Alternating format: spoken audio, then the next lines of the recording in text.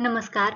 अंगणवाडी पर्यवेक्षिका भरती 2026 साठी आपण प्रश्नपत्रिका 16वी डिस्कस करणार आहोत. संपूर्ण अभ्यासक्रम, सराव प्रश्न, PYQ च्या संदर्भात क्वेश्चन आणि सगळ्या विषयाला धरून एक 2-3 क्वेश्चन मी टाकलेले आहेत. परीक्षेची तारीख कधीही जाहीर होऊ शकते, त्याच्यामुळे आपल्याला आपला अभ्यास नीट करावा लागणार आहे आणि त्याला वेग द्यावा लागणार आहे, जेणेकरून आपण मेरिटच्या वर जाऊन मुख्य सेविका हे पद घेणार आहोत. पहिला प्रश्न, भारतातील सर्वात मोठे खारफुटीचे जंगल कोणते आहे? भितरकनिका, सुंदरबन, गीर, कान्हा. कोणते हे खारफुटीचे भारतातील सर्वात मोठे जंगल असणार आहे? सर्वात मोठे खारफुटीचे जंगल कोणते? आता सुंदरबन, गीर, कान्हा. तर गीर काय आहे? राष्ट्रीय उद्यान आहे. कान्हा पण राष्ट्रीय उद्यान आहे. कान्हा कुठे आहे? मध्य प्रदेशमध्ये. गीर हे सिंहासाठी प्रसिद्ध असणारं गुजरात मधील उद्यान आहे. भितरकनिका काय आहे? सुंदरबन काय आहे? यामध्ये कन्फ्युजन होऊ शकतं. तर आपलं खारफुटीचे भारतातील सर्वात मोठे जंगल कोणते आहे? सुंदरबन हे जंगल आहे. सुंदरबन हे भारतातील सर्वात मोठे खारफुटीचे म्हणजेच मँग्रोव्हचे जंगल आहे. कुठं आहे? ब्रह्मपुत्रा, गंगा, ब्रह्मपुत्रा, मेघना या 3 नदींच्या त्रिभुज प्रदेशात म्हणजे डेल्टावर वसलेले हे सुंदरबन सर्वात मोठे खारफुटीचे जंगल आहे. कोणत्या 3 नद्या आहेत? गंगा, ब्रह्मपुत्रा, मेघना. फक्त गंगा असेल तरीही ते बरोबर असणार आहे. कोणत्या राज्यात आहे? तर सर्वात मोठा भाग हा पश्चिम बंगाल राज्यात आहे, तर उर्वरित भाग हा बांगलादेशात आहे. सुंदरबन हे भारतातील सर्वात मोठे खारफुटीचे जंगल कुठे आहे? पश्चिम बंगालमध्ये. कोणत्या नदीवर? गंगा, ब्रह्मपुत्रा आणि मेघना या 3 नदीच्या त्रिभुज प्रदेशात आहे. आणि काही भाग हा बांगलादेशमध्ये सुद्धा आहे. इथे रॉयल बेंगॉल टायगर प्रसिद्ध आहे. तोच आपला भारताचा राष्ट्रीय प्राणी देखील आहे, रॉयल बंगाल टायगर. सुंदरबनला युनेस्कोच्या वर्ल्ड हेरिटेज साइटमध्ये मान्यता मिळालेली आहे. भितरकनिका काय आहे? हे ओडिसामधील खारफुटीचे जंगल आहे. खाऱ्या पाण्यातील मगरी येथे आढळतात, म्हणजेच सॉल्ट वॉटर क्रोकोडाईल इथे मोठ्या प्रमाणात आढळतात. भितरकनिका हे पण खारफुटीचे जंगल आहे, पण ते सर्वात मोठे आहे का? नाही, ते ओडिसामध्ये आहे. गीर काय आहे? गुजरात मधील जंगल आहे, जेथे आशियाई सिंह म्हणजेच गीर त्याला म्हणतात. आशियाई सिंह, एशियाटिक लायन हे एकमेव नैसर्गिक अधिवास आहे आणि पूर्ण जगभर आशियाई सिंह फक्त गीरमध्ये आढळतात. कान्हा काय आहे? मध्य प्रदेशमधील राष्ट्रीय उद्यान आहे, जिथे वाघ आणि बाराशिंगा मोठ्या प्रमाणावर आढळतात. आता भारतातील सर्वात मोठे खारफुटी जंगल आपण पाहिले सुंदरबनला आहे. सर्वात मोठे नदीमुख म्हणजे डेल्टा गंगा ब्रह्मपुत्रा डेल्टा आहे. रॉयल बेंगाल टायगरचे प्रमुख अधिवास कुठे आहे? सुंदरबन आहे. झाला का प्रश्न क्लिअर? पुढचा प्रश्न, सह्याद्री पर्वतरांगेला दुसरे नाव कोणते आहे? अरवली, पश्चिम घाट, पूर्व घाट, विंध्य. काय आहे सह्याद्री पर्वतरांगेचे दुसरे नाव? कोणते आहे? पश्चिम घाट. पूर्व घाट कुठे आहे? भारताच्या पूर्व साईडला असणारा म्हणजे भारताच्या ह्या साईडला असणारा घाट म्हणजे पूर्व घाट आहे. कुठे आहे पूर्व घाट? ह्या भागात पूर्व घाट आहे. पश्चिम घाट कुठे आहे? भारताच्या पश्चिमेला, जिथं आपला महाराष्ट्र आहे. आणि पूर्व घाट विंध्य कुठे आहे? विंध्य मध्य प्रदेशच्या इथे असा आढळतो. अरवली कुठे आहे? राजस्थान दिल्लीच्या पायथ्याशी इथे अरवली आहे. काय आहे सह्याद्री पर्वतरांगेला दुसरे नाव? तर पश्चिम घाट आहे. ही पर्वतरांग म्हणजे सह्याद्री पर्वतरांग, जिला पश्चिम घाट वेस्टर्न घाट म्हणतात, ही पर्वतरांग तापी नदीच्या दक्षिणेकडून सुरू होऊन गुजरात, महाराष्ट्र, गोवा, कर्नाटक, केरळ, तमिळनाडू या राज्यात पसरलेली आहे. किती राज्यात आणि कोणत्या राज्यात असा प्रश्न राज्यसेवेला येऊन गेलेला आहे. तापी नदीच्या दक्षिणेकडे कोणती राज्य? गुजरात. गुजरात पासून सुरू होतो. गुजरात, महाराष्ट्र, गोवा, कर्नाटक, केरळ आणि शेवट होतो तमिळनाडू मध्ये होतो. एकूण लांबी किती आहे सह्याद्री पर्वताची? 1600 किलोमीटर पर्यंत पसरलेला आहे. ही पर्वतरांग युनेस्को वर्ल्ड हेरिटेज साइट मध्ये घोषित करण्यात आलेली आहे. आणि आपण पहिल्या प्रश्नामध्ये पाहिले, सुंदरबन देखील युनेस्कोच्या वर्ल्ड हेरिटेज साइट मध्ये म्हणजे जागतिक वारसा स्थळ मराठीमध्ये म्हणतात, त्यात घोषित करण्यात आलेलं आहे. भारतातील अनेक महत्त्वाच्या नद्या गोदावरी, कृष्णा, कावेरी यांचा उगम पश्चिम घाटातच होतो. आता अरवली काय आहे? भारतातील सर्वात प्राचीन पर्वतरांग जी की राजस्थानमध्ये प्रामुख्याने वसलेली आहे. जर प्रश्न आला भारतातील सर्वात प्राचीन पर्वतरांग कोणती, तर ती अरवली आहे. कुठे आहे? राजस्थानमध्ये वसलेली आहे. दिल्लीपर्यंत ही रांग जाते. पूर्व घाट भारताच्या पूर्व किनाऱ्यालगत असलेली पर्वतरांग आहे. पश्चिम घाटापेक्षा कमी सलग आहे, म्हणजे उबड-धोबड, खाबड-दोबड आपण जे शब्द वापरतो ते पूर्व घाट आहे. आणि पश्चिम घाट काय आहे? सलग लाईन आहे. विंध्य मध्य भारतातील पर्वतरांग म्हणजे विंध्य. उत्तर दक्षिण भारत यांच्यातील भौगोलिक विभागासाठी प्रसिद्ध आहे. उत्तर दक्षिण भारत म्हणजे भारत जर तुमचा आपला भारत जर आपण असा काढला, कसा, थांबा एक मिनिट मी काढते भारत असा काढला आपण, तर मध्य भारतातील पर्वतरांग आहे. कसा आहे मग विंध्य? विंध्य असा आहे. आणि यामुळे उत्तर भारत आणि दक्षिण भारत यांची भौगोलिक सीमा तयार झालेली आहे असं आपण मानतो. तर महाराष्ट्रातील सर्वात उंच शिखर कुठे आहे? कळसुबाई आहे आणि हे पश्चिम घाटातच आहे. नगर मध्ये आहे कळसुबाई, म्हणजेच कुठं? अहिल्या नगर. पश्चिम घाटातील सर्वोच्च शिखर अनायमुडी आहे, 2695 मीटर. कुठं आहे? केरळ. आता महाराष्ट्रातील सर्वात उंच म्हणलं की कळसुबाई, आणि पूर्ण पश्चिम घाटातील सर्वोच्च उच्च शिखर म्हटलं तर अनायमुडी आहे. कुठं आहे हे? केरळमध्ये आहे. झाला प्रश्न क्लिअर? आता हा करंट अफेअर वरचा तिसरा प्रश्न आहे. भारताच्या पहिल्या सेमीकंडक्टर चिप उत्पादन प्रकल्पाला केंद्र सरकारने कोणत्या योजनेअंतर्गत प्रोत्साहन दिले आहे? कोणती योजना आहे भारत सरकारची ज्या अंतर्गत भारताच्या पहिल्या सेमीकंडक्टर चिप उत्पादनाला प्रोत्साहन दिलं आहे? Make in India, India semiconductor mission, digital India, startup India. कोणता आहे? आता मेक इन इंडिया मध्ये भारतातच तयार करून भारतातच उत्पादन वाढवणे, म्हणजे भारतांतर्गतच उत्पादन वाढवणे ह्याला प्रोत्साहन दिलं गेलं आहे. डिजिटल इंडिया म्हणजे काय? तर आपले जे पण काम आहे ते ऑनलाईन पद्धतीने करण्यासाठी डिजिटल इंडिया आहे. स्टार्टअप इंडिया मध्ये आपण उत्पादन म्हणण्यापेक्षा स्टार्टअप सुरू करण्याला आपण महत्त्व दिलं पाहिजे. नवीन नवीन उद्योजक निर्माण करणे, उद्योग सुरू करणे याला स्टार्टअप इंडिया मध्ये प्रोत्साहन दिलं आहे. तर एकच ऑप्शन उरतो आणि त्यात सेमी कंडक्टर हा शब्द आहे. असं नेहमीच बरोबर येत नाही, पण मोस्ट ऑफ टाइम जो आपला प्रश्न आहे आणि जे ऑप्शन आहे त्यामध्ये ते शब्द दिसून येतात. पहिल्या सेमीकंडक्टरची उत्पादन प्रकल्प कोणता आहे? India semiconductor mission. तर इंडिया सेमीकंडक्टर मिशनची सुरुवात झाली आहे 2021 मध्ये. केंद्र सरकारने सेमिकॉन इंडिया प्रोग्राम अंतर्गत ही सुरुवात केलेली आहे. याचा उद्देश काय असणार आहे? भारतात सेमीकंडक्टर चिपचे उत्पादन वाढवणे, आयात करतो आपण सेमीकंडक्टर चिप, यासाठी अवलंबित्व कमी करणे आणि भारताला जागतिक सेमीकंडक्टर हब तयार करणे किंवा बनवणे असं त्याचा उद्देश आहे. कधी झाली ही सुरुवात? 2021 मध्ये केंद्र सरकारने सेमिकॉन इंडिया प्रोग्राम अंतर्गत इंडिया सेमीकंडक्टर मिशनची सुरुवात केलेली आहे. आता इंडिया सेमीकंडक्टर मिशन कधी सुरू झाले? 2021 ला. नोडल मंत्रालय कोणतं आहे? इलेक्ट्रॉनिक्स अँड माहिती तंत्रज्ञान मंत्रालय, म्हणजे आपण त्याला मिटी म्हणतो. योजना कोणती? Semicon India program. भारतातील पहिल्या आहे बरं का हे, पहिल्या मंजूर सेमीकंडक्टर उत्पादन प्रकल्पामध्ये गुजरात मधील प्रकल्पांचा समावेश आहे. आता मेक इन इंडिया म्हणजे काय? तर उत्पादन क्षेत्राला सर्वसाधारण प्रोत्साहन देणारी ही मोहीम आहे. डिजिटल इंडिया, डिजिटल पायाभूत सुविधा आणि ई शासनावर केंद्रित लक्ष आहे तिचं. तर स्टार्टअप इंडिया नव उद्योजक यांना प्रोत्साहन देणारी योजना आहे. आपला पुढचा प्रश्न पाहू, जो की पॉलिटीचा आहे. राज्यपालाची नियुक्ती कोण करतो? पंतप्रधान, मुख्यमंत्री, राष्ट्रपती आणि संसद. राज्यपालाची नेमणूक कोण करतो? आता माझ्या मते तुमचा एवढा तरी अभ्यास झाला असणार आहे की तुम्हाला हा प्रश्न एकदम पटकन सोडवता येईल. राज्यपालाची नियुक्ती कोण करतो? राष्ट्रपती करतो. कोण करतो? राष्ट्रपती. आता पंतप्रधानांची नेमणूक कोण करतो? राष्ट्रपती करतो. मुख्यमंत्र्यांची नेमणूक कोण करतो? मुख्यमंत्र्यांची नेमणूक राज्यपाल करत असतो आणि राज्यपालांची नेमणूक राष्ट्रपती करत असतात. आणि संसदेमध्ये भरपूर कलमे आहेत. संसदेची नेमणूक कोण करत नाही. संसदेमध्ये 2 सभा असतात. कोणत्या? राज्यसभा, लोकसभा, या दोघांची मिळून संसद बनत असते. तर आपलं योग्य उत्तर काय आहे? राष्ट्रपतीची नेमणूक कोण करतो? राष्ट्रपती करत असतो.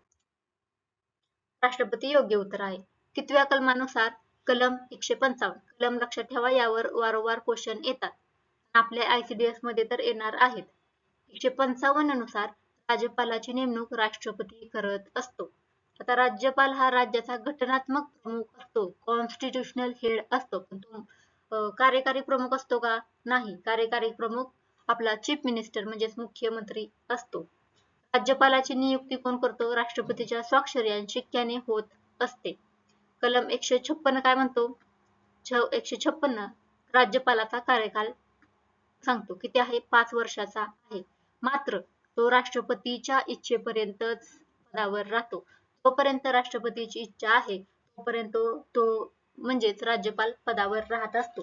पण सर्वसाधारण कार्यकाल किती आहे? 5 वर्षाचा आहे. पदाचा कार्यकाल कुठल्या कलमात आहे? कलम 156. तर 155 नुसार राज्यपालाची नेमणूक राष्ट्रपतीद्वारे होते ही तरतूद आहे. पुढचा प्रश्न, कॅग भारताचा नियंत्रक आणि महालेखापरीक्षक कोणापुढे अहवाल सादर करतो?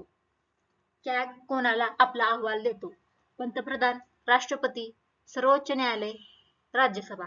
कोणाकडे देतो कॅग आपला अहवाल? तो देतो राष्ट्रपतीकडे. कोणाकडे देतो? राष्ट्रपतीकडे देतो. कोणत्या कलमानुसार? 151 कलम आहे कॅगचं. भारताचा नियंत्रक आणि महालेखापरीक्षक असं त्याला मराठीत म्हणतात. म्हणजेच आपला कॅग अहवाल कोणाकडे देतो? राष्ट्रपतीकडे देतो. पण कॅगची स्थापना कोणत्या कलमाअंतर्गत आहे? कॅग असावा, भारताचा एक कॅग असेल अशी स्थापना 148 अंतर्गत आहे. पण तो अहवाल 151 नुसार राष्ट्रपतीकडे सुपूर्द करतो. आणि राष्ट्रपतीकडे अहवाल आला की मग राष्ट्रपती हा अहवाल संसदेच्या दोन्ही सभागृहापुढे मांडतात. म्हणजे लोकसभा आणि राज्यसभा पुढे मग राष्ट्रपती हे अहवाल मांडत असतो. कॅग हा भारताच्या सार्वजनिक निधीचा संरक्षक असतो. पब्लिक एक्सचेकर म्हणतात. गार्डियन ऑफ पब्लिक पर्स असं ओळखलं जातं. गार्डियन ऑफ पब्लिक पर्स किंवा भारताचा जो निधी आहे त्याचा संरक्षक, अंगरक्षक कोण आहे असा प्रश्न विचारला तर तो कॅग असणार आहे. इकॉनॉमीचे क्वेश्चन पाहू. महागाई मोजण्यासाठी भारतात सर्वाधिक वापरला जाणारा निर्देशांक कोणता? WPI, CPI, IIP, HDI. महागाई मोजण्यासाठी भारत कोणत्या निर्देशकाचा वापर करतो? तर तो आहे CPI. आणि हा क्वेश्चन आपण मागच्या वेळेस घेतला होता. हा रिव्हिजन क्वेश्चन तुमच्यासाठी आहे. जर तुम्ही मागचे लेक्चर पाहिले असतील तर तुम्हाला इथे लक्षात आला असेल की भारत महागाई मोजण्यासाठी CPI चा उपयोग करतो. तर आता CPI काय आहे? तर त्याचा लॉंग फॉर्म आहे कन्झ्युमर प्राइस इंडेक्स. तुम्हाला क्वेश्चन पण ह्यावर येऊ शकतो की CPI चा लॉंग फॉर्म काय आहे? कन्झ्युमर प्राइस इंडेक्स हा सर्वसामान्य ग्राहकांनी वापरलेल्या वस्तू आणि सेवकांच्या किमतीतील बदल मोजणारा आहे निर्देशांक. तर WPI काय असतो? हा होलसेल प्राइस इंडेक्स आहे. घाऊक बाजारातील किमतीतील बदल मोजतो. किरकोळ महागाई मोजण्यासाठी वापरला जात नाही. किरकोळ महागाई मोजण्यासाठी CPI असतो. म्हणजे सर्वसामान्य ग्राहक म्हणजे आपण तुम्ही ज्या वस्तू खरेदी करतो विकतो त्यातील किमतीतील बदल म्हणजे चढ उतार किती झालेला आहे त्याच्यानुसार CPI असतो. CPI मध्येच आहे कन्झ्युमर म्हणजेच ग्राहक, कन्झ्युमर प्राइस इंडेक्स, आणि होलसेल म्हणजे WPI. जर तुम्हाला घाऊक बाजारातील किमतीतील बदल मोजायचा असेल तर WPI वापरतात. भारतात महागाई म्हणजे रिटेल इन्फ्लेशन मोजण्यासाठी CPI हा प्रमुख निर्देशांक आहे. RBI चलनविषयक धोरण ठरवताना CPI कंबाईनचा आधार घेत असते. आता RBI चलनविषयक धोरण ठरवत असते म्हणजेच मॉनिटरी पॉलिसी ठरवत असते. त्यावेळेस RBI कोणता निर्देशांक वापरते? तर CPI कंबाईन्ड वापरत असते. एवढंच लक्षात ठेवा, एवढं खाली डीप पर्यंत जाऊ नका. CPI ची आकडेवारी कुठून येते? CPI ची आकडेवारी राष्ट्रीय सांख्यिकी कार्यालय म्हणजे NSO सांख्यिकी व कार्यक्रम अंमलबजावणी मंत्रालय यांच्याद्वारे होत असते. तर IIP काय आहे? Index of industrial production. औद्योगिक उत्पादनातील वाढ किंवा घट मोजते IIP. ह्युमन डेव्हलपमेंट इंडेक्स काय आहे? मानवी विकासाचे मापक आहे. याचा महागाईशी काही संबंध आहे का? नाही. सायन्सचे प्रश्न पाहू. रक्त गोठविण्यासाठी कोणते जीवनसत्व आवश्यक असतं? Vitamin A, vitamin K, vitamin C, vitamin D. रक्त गोठवण्यासाठी कोणते जीवनसत्व आवश्यक असतं? तर ते विटॅमिन के आहे. विटॅमिन के रक्त गोठवण्यासाठी उपयुक्त ठरते. विटॅमिन के रक्त गोठवण्यासाठी म्हणजे ब्लड क्लॉटिंग साठी आवश्यक रक्त विटॅमिन असतं. हे यकृतामध्ये म्हणजे प्रोथ्रॉम्बिन फॅक्टर 2 आणि इतर रक्त गोठवणाऱ्या घटकांच्या निर्मितीस मदत करत असते. विटॅमिन के ची कमतरतेमुळे रक्तस्राव जास्त होतो, जखम उशिरा भरून निघते आणि रक्त गोठण्यास विलंब होतो. विटॅमिन के काय करतं, जर आपल्याला लागलं पडलं तर आपलं रक्त बाहेर येतं. आपल्याला लागल्यावर रक्त जास्त स्त्राव होतो. जर तुमच्या शरीरात विटॅमिन के जास्त प्रमाणात नसेल तो रक्तस्राव जास्त होणार आहे, जखम भरून निघणार नाही, म्हणून विटॅमिन के आपल्याला इनटेक वाढवायचा आहे. तर नवजात बाळांना रक्तस्राव टाळण्यासाठी विटॅमिन के चे इंजेक्शन दिले जाते. कशाचे इंजेक्शन दिले जातं नवजात बाळांना? रक्तस्राव त्यांना लागलं वगैरे तर त्यांच्या अंगात विटॅमिन के नसणार आहे, म्हणून त्यांना रक्तस्राव टाळण्यासाठी विटॅमिन के चं इंजेक्शन लगेच दिलं जातं. आता विटॅमिन ए काय आहे? हे विटॅमिन दृष्टी, त्वचा आणि रोग प्रतिकारक शक्तीसाठी आवश्यक असतं. विटॅमिन ए चं जर इंटेक कमी पडला आपल्या शरीरात, आपण विटॅमिन ए जास्त नाही घेतलं तर ब्लाइंडनेस होतो, म्हणजे आपल्याला रातआंधळेपणा येऊ शकतो. विटॅमिन सी जखम भरून येते, कोलॅजन निर्मिती करते आणि स्कर्वी पासून आपले संरक्षण करते. विटॅमिन सी नाही घेतलं तर स्कर्वी हा रोग होतो. विटॅमिन डी तुम्हाला सर्वांना माहिती आहे, सूर्यापासून आपल्याला कोवळ्या सूर्यप्रकाशापासून विटॅमिन डी मिळत असते. कॅल्शियम शोषण व हाडे मजबूत करण्यासाठी विटॅमिन डी आवश्यक असते. नाहीतर आपल्याला विटॅमिन डी च्या कमतरतेमुळे लहान मुलांमध्ये मुडदूस किंवा रिकेट्स म्हणतात त्याला सायंटिफिक भाषेत, मुडदूस होऊ शकतो आणि प्रौढांमध्ये ऑस्टिओमलेशिस हा रोग होतो. डीएनए चे पूर्ण रूप काय आहे? काय आहे डीएनए चे पूर्ण रूप? Deoxyribonucleic acid, dynamic nuclear acid, double nucleic acid, digital nucleic acid. DNA चे पूर्ण रूप काय आहे? आता डिजिटल असं काय आहे का? नाही, त्यामुळे हे पूर्ण चुकीचं आहे. डायनॅमिक आहे का? नाही. डबल आहे का न्यूक्लिक ऍसिड? नाही. डीऑक्सीरायबोन्यूक्लिक ऍसिड हे आपलं ए बरोबर आहे. डीएनए डीऑक्सीरायबोन्यूक्लिक ऍसिड असं त्याचं लॉंग फॉर्म आहे. हे सजीवांच्या अनुवांशिक म्हणजे जेनेटिक माहितीचे वहन करणारे रेणू आहे. डीएनए प्रामुख्याने पेशीच्या केंद्रकात न्यूक्लियस मध्ये आढळतो. तसेच मायटोकॉन्ड्रिया मध्ये थोड्या प्रमाणात डीएनए असतो. डीएनए कुठे असतो असं विचारलं तर पेशीच्या केंद्रकात न्यूक्लियस मध्ये आपल्याला डीएनए आढळतो. हे अगदी योग्य आहे. पण जर ऑप्शन मध्ये पेशीचं केंद्रक असा ऑप्शन नसेल आणि मायटोकॉन्ड्रिया असेल तर मायटोकॉन्ड्रिया आपण टिक करणार आहोत. डीएनए ची रचना कशी असते? रचना दुहेरी सर्पिल डबल हेलिक्स असते. म्हणजे कशी? हे बघा अशी.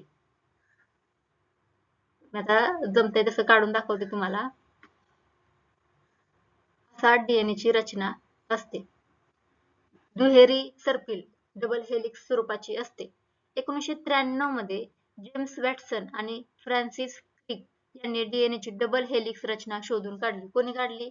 यांनी, ह्या दोन लोकांनी, जेम्स वॉटसन आणि फ्रान्सिस क्रिक यांनी शोधून काढली आणि 1993 मध्ये डबल हेलिक्स ही रचना शोधून काढलेली आहे. काय काम करतो डीएनए? तर अनुवांशिक माहिती साठवणे आणि पुढील पिढीला हस्तांतरित करत असतो. आणि जर विचारलं डीएनए मध्ये कोणती साखर असते तर डीऑक्सीरायबो एवढंच लक्षात ठेवा. आणि नायट्रोजन युक्त क्षार त्यामध्ये असतात. कोणते? ऍडेनिन, थायमिन, ग्युआनिन आणि सिटोसिन किंवा सायटोसिन. बेस पेअरिंग म्हटलं तर ए सोबत टी असतो आणि जी सोबत सी असतो.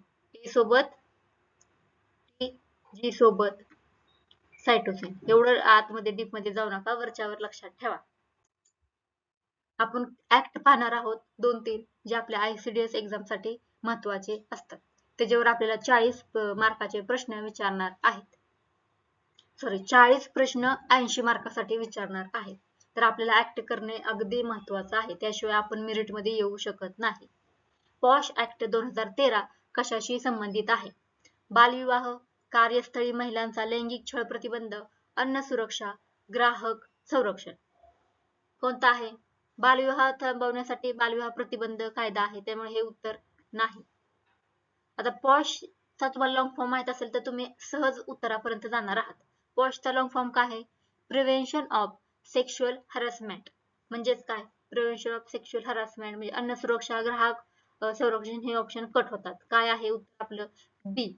कार्यस्थळी महिलांचा लैंगिक छळ प्रतिबंध हे त्याचं योग्य उत्तर आहे. वॉशचं पूर्ण काय आहे long form? Sexual harassment of human at workplace prevention, prohibition and redressal act 2013. उद्देश, पण महिला काम करतात बाहेर कार्यस्थळी महिलांचे लैंगिक छळ, शोषण यापासून संरक्षण करणे, तक्रार त्यांचे निवारण करणे आणि सुरक्षित कामाचे वातावरण निर्माण करणे. हा कायदा कशावर आधारावर आहे? तर विशाखा मार्गदर्शक तत्वे 1997 ला आहेत. सुप्रीम कोर्टने विशाखा गाईडलाईन्स दिल्या, त्या आधारावर हा कायदा निर्माण करण्यात आलेला आहे. 10 किंवा अधिक कर्मचारी ज्या पण संस्थेत, ज्या पण कार्यस्थळी असतील, 10 किंवा त्यापेक्षा अधिक असतील, तर तिथे इंटरनल कमिटी स्थापन करायची आहे. कोणत्या कलमाद्वारे? या कायद्याच्या कलम 4 नुसार आपल्याला इंटरनल कमिटी स्थापन करायची आहे. आता बाकी पर्याय काय होते? बालविवाह सुरक्षा, बालविवाह प्रतिबंध ह्या prohibition of child marriage act 2006 नुसार आहे. अन्न सुरक्षा नॅशनल फूड सिक्युरिटी ऍक्ट 2013 शी संबंधित आहे. आणि ग्राहक संरक्षण हे कंझ्युमर प्रोटेक्शन ऍक्ट 2019 नुसार संबंधित आहे. पुढचा प्रश्न, सती प्रथा रोखण्यासाठी लागू करण्यात आलेल्या commission of Sati prevention act 1987 अंतर्गत खालीलपैकी कोणते विधान बरोबर आहे? कोणते विधान बरोबर आहे? कशा संदर्भात? सती प्रथा रोखण्यासाठी कोणता कायदा होता? Commission of Sati prevention act 87. 8 वर 7 87. कोणते विधान बरोबर आहे? केवळ सती करण्यासच शिक्षा आहे या कायद्यानुसार. सतीचे गौरवीकरण करणे हे दंडनीय गुन्हा आहे. हा कायदा फक्त राजस्थानात लागू आहे. या कायद्यात कोणतीही कारावासाची तरतूद नाही. काय आहे योग्य उत्तर? हा कायदा फक्त कोणते कारावासाची तरतूद देत नाही का? असं नाही, दंड तर प्रत्येक कायद्यानुसार असतो. आणि सती प्रथा या गंभीर गुन्ह्यासाठी तर दंड असायलाच हवा. त्याच्यामुळे डी ऑप्शन चूक आहे. कायद्यात कोणत्याही कारावासाची तरतूद नाही हे विधान चूक आहे. फक्त राजस्थानात होते का सती? नाही, पूर्ण भारतात होत होत्या, त्याच्यामुळे हा कायदा करावा लागला. चूक. सतीचे गौरवीकरण करणे दंडनीय गुन्हा आहे. हो, बरोबर आहे. केवळ सती करण्याची शिक्षा आहे का? नाही, बाकी पण काही तरतुदी आहेत त्याला पण शिक्षा होऊ शकते. त्याच्यामुळे आपलं बी उत्तर बरोबर आहे. सतीचे गौरवीकरण ग्लोरिफिकेशन करणे दंडनीय गुन्हा आहे. हा कायदा कधीचा आहे? कमिशन ऑफ सती 1987 ला सती प्रथा पूर्णपणे बंद करण्यासाठी आणि तिचे गौरवीकरण करण्यासाठी लागू करण्यात आला. गौरवीकरण म्हणजे काय? तिला ग्लोरिफाय करणे, जे सती जाणे किती चांगले आहे, जी सती गेली आहे तिला देवीचं स्वरूप देणे, म्हणजे हा कायदा किती म्हणजे सती किती चांगली आहे असं दाखवणे म्हणजेच गौरवीकरण करणे. या कायद्यानुसार सर्व कृती दंडनीय आहेत. सर्व कृती दंडनीय आहेत. सती करण्यास प्रवृत्त करणे दंड आहे. सती करण्यास मदत करणे दंडनीय कृती आहे. सतीचे समर्थन आणि गौरवीकरण करणे दंडनीय कृती आहे. आणि सतीच्या नावाने मंदिरे, स्मारक, उत्सव, निधी उभारणे पण दंडनीय गुन्हा आहे. आणि पूर्ण भारतात हा कायदा लागू झालेला आहे. कारावास आणि दंड यांची तरतूद देखील आहे. कम्प्युटरवर पण आपल्याला प्रश्न विचारणार आहेत. तर आपण प्रश्न असे आपल्या सरावात घेतलेले गरजेचे ठरतात.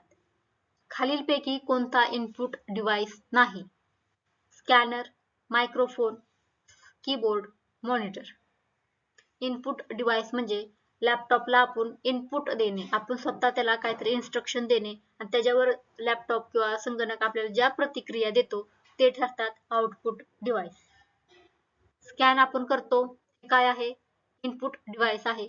मायक्रोफोन पण इनपुट डिव्हाइस आहे. कीबोर्ड इनपुट डिव्हाइस आहे. मॉनिटर, आता उत्तर काय असणार आहे? मॉनिटर. मॉनिटर हे आउटपुट डिव्हाइस आहे. काय आहे मॉनिटर? आउटपुट डिव्हाइस आहे. तो संगणकाने प्रक्रिया केली माहिती स्क्रीनवर दाखवतो, त्यामुळे तो इनपुट डिव्हाइस ठरतो का? नाही. आपण कीबोर्डवर टाइप केलं की मला भारताचा पंतप्रधान कोण आहे असं सांग, तरी काय होणार आहे? आपण इनपुट दिला आहे आणि त्यांनी आपल्याला मॉनिटरवर काय सांगितलं की भारताचे पंतप्रधान नरेंद्र मोदी आहेत. हे काय होणार? स्क्रीनवर दिसणार. आपल्याला तो देतोय म्हणजे काय होणार? आउटपुट देतोय. म्हणजे मॉनिटर काय आहे? आउटपुट डिव्हाइस आहे. स्कॅनर काय आहे? इनपुट डिव्हाइस आहे. आणि कागदावरील मजकूर किंवा चित्र संगणकात आणतो कोण? स्कॅनर. मायक्रोफोन आवाज संगणकात इनपुट करतो म्हणजे काय आहे? इनपुट डिव्हाइस आहे. कीबोर्ड अक्षरे, संख्या, आदेश संगणकात टाइप करण्यासाठी वापरला जातो म्हणून कीबोर्ड पण इनपुट डिव्हाइस आहे. संघ लोकसेवा आयोग ज्याला आपण UPSC म्हणतो संदर्भात खालील योग्य कलम कोणते आहे? 280 कलम 280 कलम 315 कलम 324 कलम 148. UPSC चे कलम कोणते आहे? कलम 280 कशाचं आहे? वित्त आयोगाचं कलम 280 आहे. 324 काय आहे? इलेक्शन कमिशन आहे. कॅग 148 नुसार आहे, आपण आत्ताच पाहिले. कॅगचं कलम किती आहे? 148. तर उरतो कोणता ऑप्शन? तर 315 हे आपलं योग्य उत्तर आहे. 315 नुसार UPSC चे तरतुदी आहेत. कलम 315 अंतर्गत UPSC म्हणजे लोकसेवा आयोग, संघ लोकसेवा आयोग आणि राज्य लोकसेवा आयोग या संस्थेची स्थापनेची तरतूद आहे. संस्था नाहीये ही, ऍक्च्युली हे आयोग आहेत. कोणते? UPSC आणि आपले SPSC म्हणजे आपलं MPSC किंवा ओडिसाचा असेल तर ओडिसा लोकसेवा आयोग असं. यांची स्थापनेची तरतूद कोणत्या कलमात आहे? 315 नुसार आहे. UPSC च हे घटनात्मक संस्था आहे का? हो, घटनात्मक संस्था आहे. केंद्र सरकारसाठी विविध नागरी सेवांच्या भरती त्याद्वारे घेतलेल्या जातात. आता UPSC चे अध्यक्ष आणि सदस्यांची नियुक्ती कोण करतो? राष्ट्रपती करत असतो. आता सांगितलं आपण कलम 280 वित्त आयोग आहे. 324 भारत निवडणूक आयोग आणि 148 भारताचा नियंत्रक आणि महालेखा परीक्षक म्हणजे कॅग असायला पाहिजे. मानवी शरीरातील सर्वात मोठी अंतःस्रावी एंडोक्राइन ग्रंथी कोणती आहे? थायरॉइड ग्रंथी, पिट्युटरी ग्रंथी, ॲड्रिनल ग्रंथी, स्वादुपिंड कोणती आहे सर्वात मोठी अंतःस्रावी ग्रंथी कोणती आहे? तर ती असणार आहे थायरॉइड ग्रंथी. काय आहे? थायरॉइड ग्रंथी. थायरॉइड ही मानवी शरीरातील सर्वात मोठी अंतःस्रावी एंडोक्राइन ग्रंथी आहे. मानेच्या कुठे असते थायरॉइड? मानेच्या पुढील बाजूस म्हणजे आपल्या कंठाच्या खाली असते. एवढं लक्षात ठेवायचं. हे हार्मोन्स चयापचय, शरीराची वाढ, विकास आणि शरीराचे तापमान नियंत्रित करीत असते. आणि बाकी ऑप्शन मध्ये काय होतं? पिट्युटरी ग्रंथी ही काय आहे? मास्टर ग्लँड आहे, प्रमुख ग्रंथी आहे जी आकाराने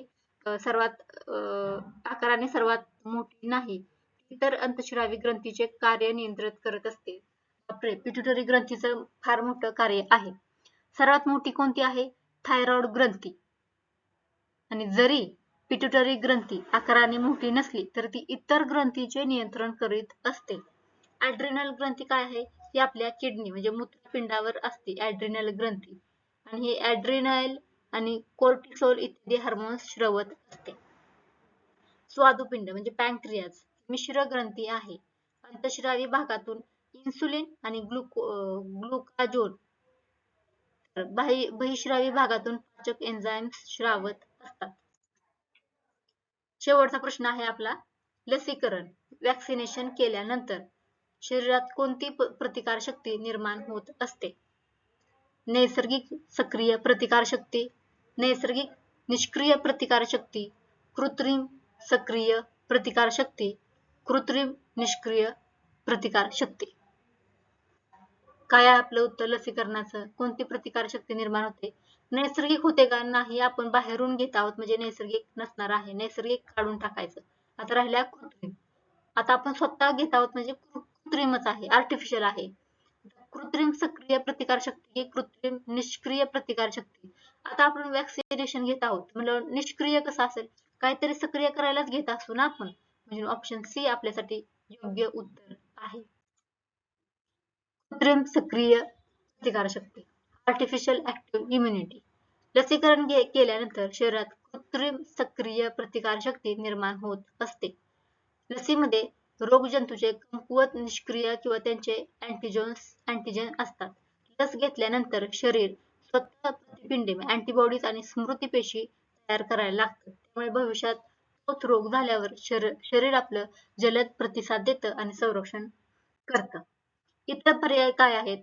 नैसर्गिक सक्रिय प्रतिकारशक्ती, म्हणजे हे निसर्गाद्वारेच आपल्याकडे असणार आहे. रोग झाल्यानंतर शरीर स्वतः प्रतिकारशक्ती तयार करते. कोणते आहे उदाहरण याचे? कांजण्या झाल्यानंतर मिळणारी प्रतिकारशक्ती ही नैसर्गिक आहे. आणि नैसर्गिक निष्क्रिय प्रतिकारशक्ती कोणती आहे? आईकडून बाळाला मिळणारी प्रतिकारशक्ती. अपरा म्हणजे प्लॅसेंटा किंवा आईच्या पहिल्या दुधातून आपल्याला नैसर्गिक निष्क्रिय प्रतिकारशक्ती मिळत असते. आलं लक्षात? हा आपला शेवटचा प्रश्न होता आणि आपण खूप साऱ्या प्रश्नाची रिव्हिजन केलेली आहे. काय प्रश्न तुमच्यासाठी नवीन असतील त्यांच्या तुम्ही नोट्स काढा आणि लवकरच आपले पेपर होणार आहेत हे लक्षात ठेवा. Thank you so much. जर आवडला असेल व्हिडिओ तर लाईक, शेअर, सबस्क्राईब नक्की करा.